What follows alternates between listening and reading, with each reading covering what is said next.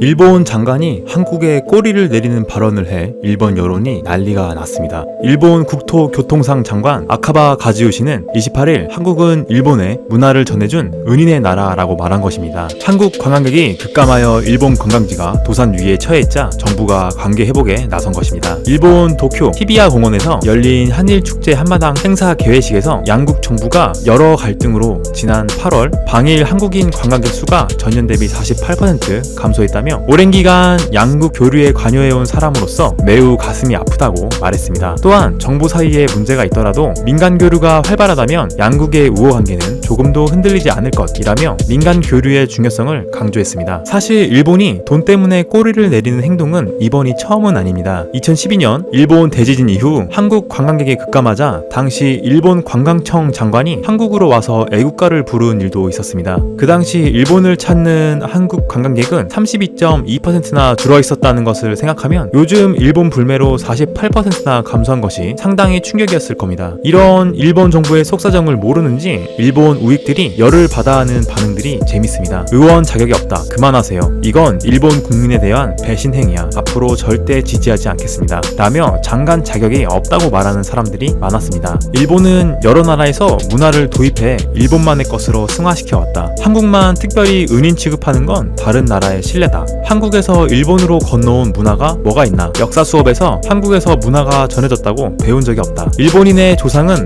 목숨을 걸고 바다를 건너 수나라 당나라의 문화를 흡수한 것이다. 한국은 통과했다. 어떤 문화가 일본에 전해졌는지 가르쳐달라. 은혜를 느낄 만한 문화가 그 나라에 있었나? 라며 한국에서 문화를 배운 적 없다고 말하는 사람들도 많았습니다. 아카바 교통장관을 경질하라. 아베 내각의 구심력을 떨어뜨리는 요인이다. 공명당, 창가학회, 조선세력 이런 어중간한 발언이 역효과라고 왜 모르는 걸까? 흐름을 이해할 수 없다면 입을 다물자 라며 장관의 정당이 아베 정부와 어울리지 않는다는 사람도 있었습니다. 심지어 이런 비난들도 많았습니다. 역사도 모르는 건가? 이 바보는 은행 계좌를 조사해보고 싶다. 어느 학교 다녔나요? 일본은 실리를 따지지 않고 무의미한 자존심을 지키는 사람들로 가득 차 있습니다.